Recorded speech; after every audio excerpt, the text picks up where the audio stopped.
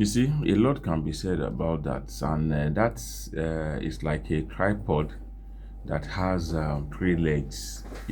Because some parents that are also complaining and they want to take their children to public school, most of them actually take their child to very expensive private school, and they're unable to sustain it, and that's why most of them are actually dropping. But of course, the truth have to be told here. The economic hardship is actually biting on everybody, so I can understand people on level 10 might find themselves on level 2, which means that their purchasing power has been affected. I said it earlier. And but even the public school that they are actually going to, what are the facilities on ground there? So that is why I said the government has actually failed us, because there's nothing bad in going to public school if the facilities needed are actually available. Why? So how we want to take your child from a school that has computing system, good library, good ICT facility, to a public school that doesn't even have a roof, that doesn't have a chair? So now you have sent the life of that child into, I don't know how to call that. So the child will just be there, I don't know. What will the child actually take home at the end of the day? Now don't forget, we call them our future leaders, our future heroes.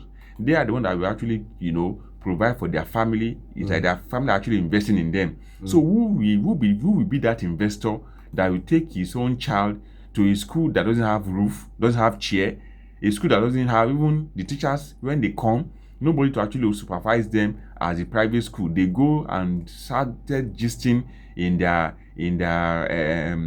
office, or they call it a staff room. Do you get it now? So you see those child moving the streets even when school should be going on. So if government have done the needful in the public schools, why not? Why on earth would parents take their child to very, very expensive school? But because our government has failed in all ramification, that's why citizens are finding it difficult to navigate their way through life. And it's very important that those private schools too that are actually making things getting out of hand for parents to actually rethink. You don't need to let those students make use of their old textbooks. If their elderly ones use the textbook in a particular class and the junior one is there in the class now, let them have access to those books. I understand that most of the private schools want to actually make some money here and there because government is not giving them allocation.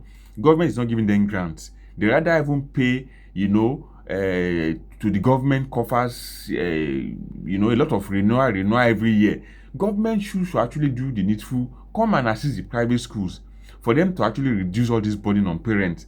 It's obvious that government alone cannot give the citizen education. So why are they now just, standing as if they are in rivalry relationship with the private schools? They should go assist those schools. In fact, if they're able to assist those schools, giving them grants, schools that have about 10 staff can also increase to about 30 staff, which means gradually such schools have the capacity to reduce the rate of unemployment in this nation.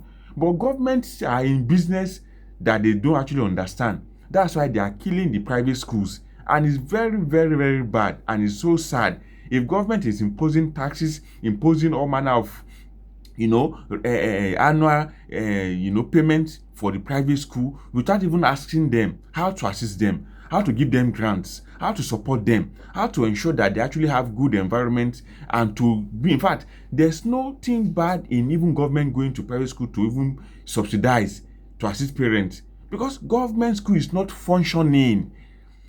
Government school now in Oyo State now, they have even teachers in those schools, but most of them no facilities. There's no power supply. So in this present day, and you are compulsory CBT exam for WAEC, for JAM and the likes, and there's no any computer system, just a single computer in any public school as we speak. If you have it, maybe some few schools in town, very, very few. So how can such school cater for the entire population that we have as a nation? So I want to beg government to look into this rather than actually, killing private school. Private school is not a rival to a public school. Rather, a government should actually come to their aid. All these taxes, all these payments on a yearly basis should be reduced. Give private school grants. Let them support you to actually take care of our citizens. by providing education for them. And with that, we can have a safer nation. What is the hope for the education sector in this country? As a matter of fact, the way the education sector is going in this country, is there any hope for a better education sector in the country? Yes, of course, there's hope. That's why I said if government actually know what they are doing by opening their arms to embrace all these private schools, put the private school and public school, encourage them, support them. The things that are lacking in public school, provide for them. The things that are lacking in private school, provide for them. So even with this, when you collaborate with private school, I'm telling you, you can actually have increase in